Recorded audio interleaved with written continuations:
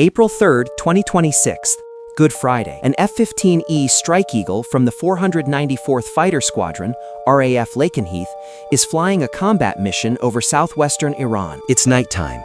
The aircraft is deep inside Iranian airspace, the same airspace Trump said Iran was powerless to defend. Then a shoulder-fired missile locks on.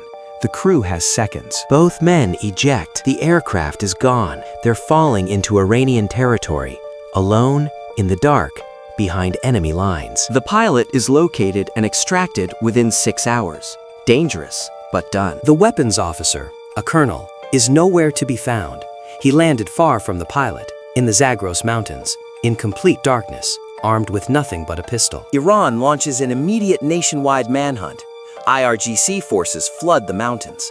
A bounty is placed on his head. Local militia join the search. State media broadcasts his description. Somewhere in a classified facility, the order comes down. SEAL Team 6 is going in. Right now, you are on that team, and this is what the next 48 hours looked like from inside. Doesn't matter where you're watching from.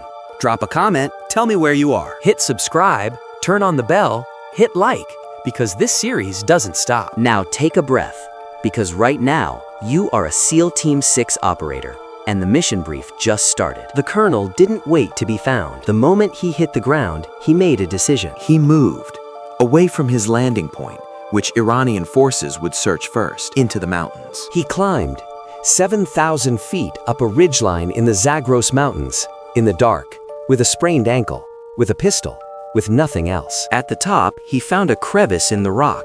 He crawled inside. He went completely silent. His SARI training, survival, evasion, resistance, escape, was the only thing keeping him alive, and he was executing it perfectly. He had an emergency beacon, but activating it fully would give his position directly to Iranian forces who are monitoring all frequencies. So he used it in brief pulses, calculated, minimal, just enough to be found by the right people. At one point, he picked up a radio and transmitted a single short message. 3 words: God is good. That signal reached the CIA. The CIA used classified technology, capabilities not publicly disclosed, to pin his exact location in the mountains. But before sharing the location with the Pentagon, commanders had to confirm, was this real?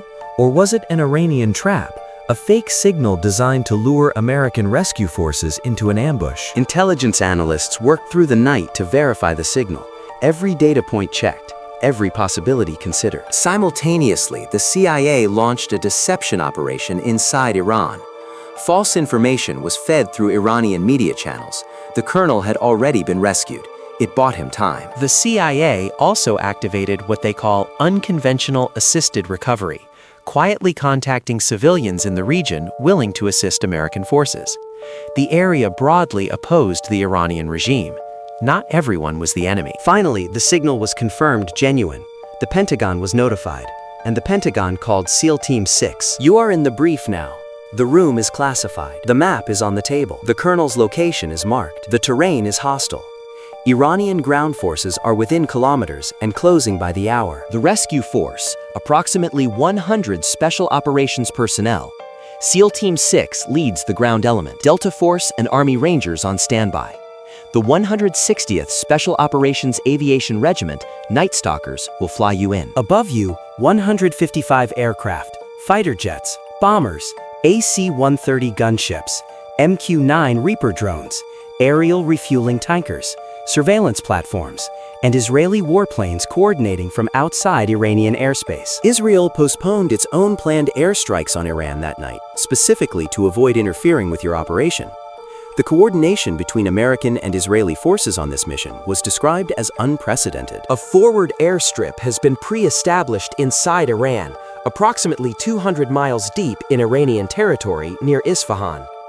2 MC-130J Commando II transport aircraft and AH-6 Little Bird helicopters are already positioned there. The plan: fly in, extract the colonel, load him and the rescue force onto the MC-130Js at the forward airstrip, fly out. You wait for darkness. Commanders will not risk a daylight insertion into defended airspace. The colonel stays in his crevice. Iranian forces get closer by the hour. Finally, the order comes. you move. The Night Stalkers fly you in at extremely low altitude through defended Iranian airspace in MH-60 Blackhawks. They are doing things with these aircraft that shouldn't be physically possible.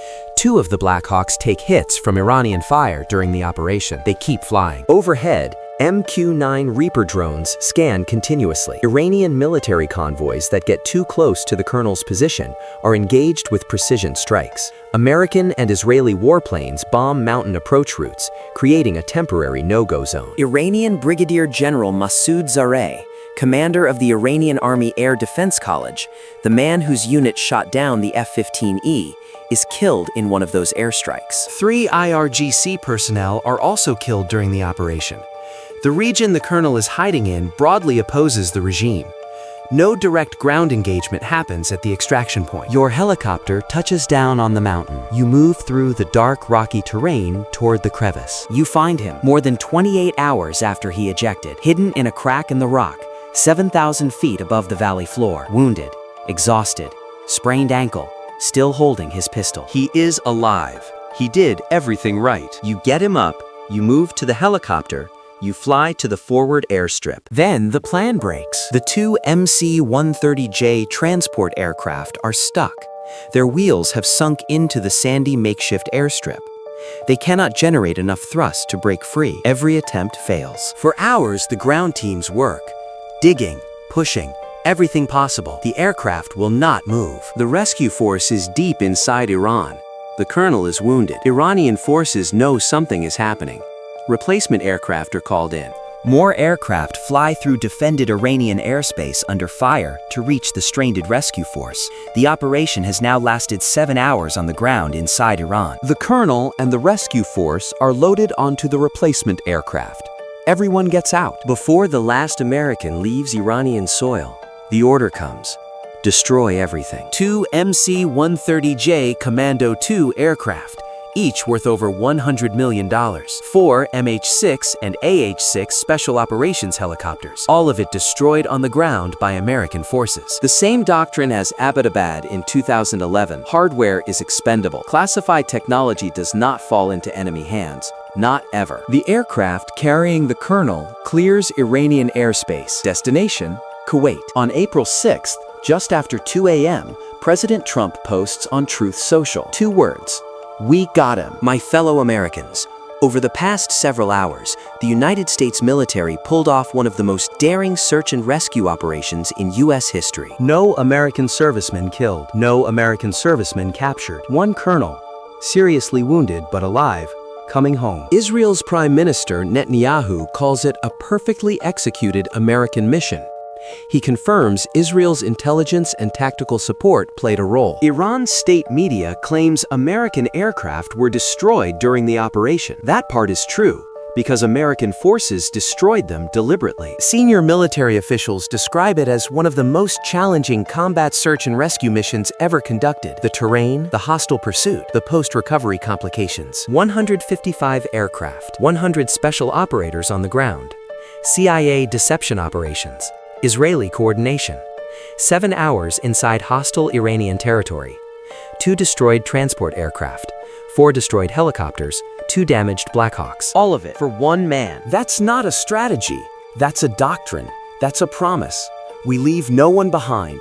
Not in the Zagros Mountains, not anywhere, not ever. The colonel is recovering in Kuwait. He is expected to fully recover. The SEAL Team 6 operators who went in that night have no public names, no press conference, no parade. The Night Stalker pilots who flew through Iranian air defenses twice in one night, once to insert, once under fire to extract, will not be on any news channel. The CIA officers who ran the deception campaign that kept the colonel alive for 28 hours are not in any government database you can search. This is how it works. The men who do the impossible stay invisible.